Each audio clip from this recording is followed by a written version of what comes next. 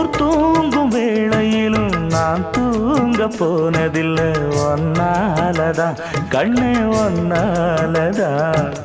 யார் பேச்சு கேட்டாலும் என் காதில் கேட்பதெல்லாம் உன் பேருதான் மெத்தம் உன் பேருதான்